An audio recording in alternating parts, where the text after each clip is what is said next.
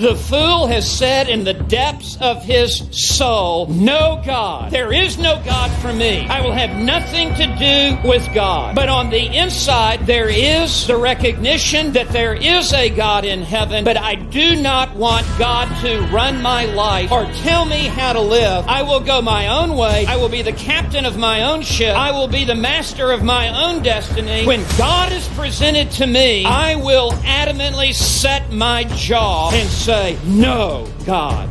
For those who deny the existence of God, there is an enormous vested interest on their part for the denial of the existence of God. Because God stands as the greatest obstacle to my own autonomy. Many atheists have chosen not to believe in God, not because of intellectual reasons, but because they want to live life free of God's moral laws. A lot of people believe things just because they find them attractive. And one of the attractive things about not believing in God is that there's no moral accountability. You get to do whatever you want and never be judged for it. People don't want to believe in it because they don't want to be held accountable. The Bible says the fool has said in his heart there is no God. You have to deny what you know in your heart to be true in order to say that there is no God. So guess what? Get mad all you jolly well please. But you do believe in a God. You just deny him because you don't want to be accountable to him. Hey, what's up? I'm DallasWade, and welcome back to another worship service.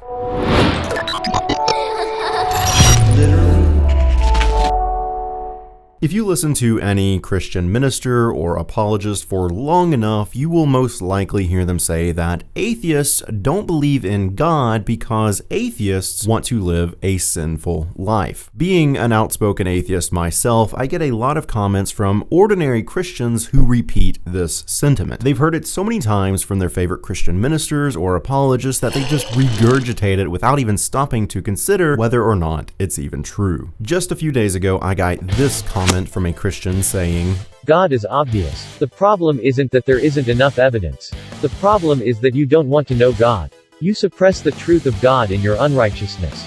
And here is a Facebook post from another Christian saying pretty much the same thing. Atheists are fully aware that God exists. They just suppress the truth in unrighteousness because they love their sin. And they reference Romans 1, which says in verse 32, although they know God's righteous decree that those who do such things deserve death, they not only continue to do these very things but also approve of those who practice them.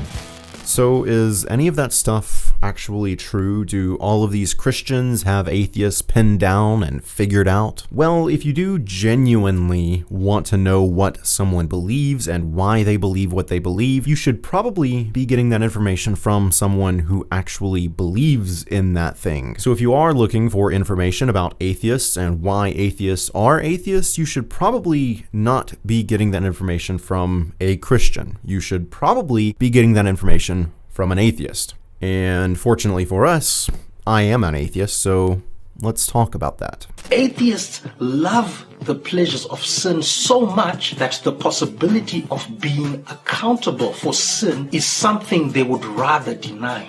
Did I choose to be an atheist simply because I didn't want moral accountability? Did I even choose to be an atheist to begin with?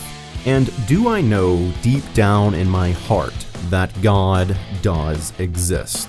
The very long and complicated answer to those questions is no.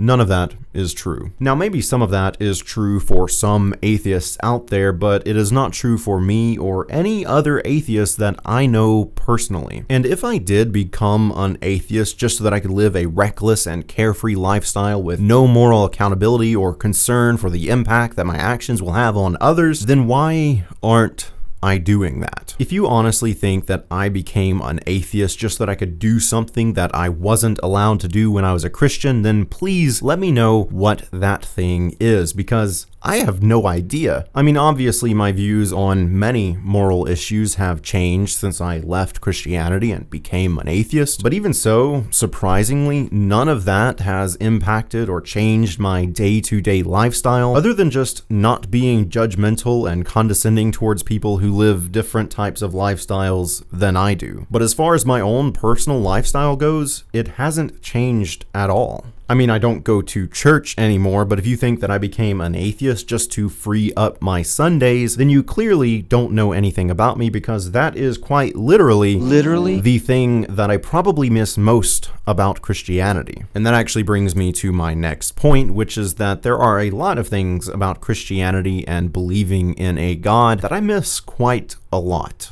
Deep down, they know God exists because He created them. The evidence is all around us, but they've suppressed the truth.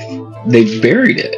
I miss being a part of a community. I miss believing that I had a magical book which contains all of the answers about life and the cosmos. And I miss believing that when I died, I would go on to live forever in some sort of a utopian paradise. I enjoyed being a Christian. I enjoyed having all of those things and believing in all of those things. I had no reason to want to leave Christianity. I instead had every reason to want to stay. And even if I did want to get drunk and party every weekend, I never would have left Christianity to do those things, knowing that the cost of doing them would be missing out on heaven and being sent to hell. So the idea of me leaving Christianity just to live some wild lifestyle while knowing in my heart that Christianity is true is utterly absurd. It's ridiculous. It's stupid, especially considering the fact that I have never lived that kind of lifestyle. I've been an atheist for 6 years now, I think, and the only parties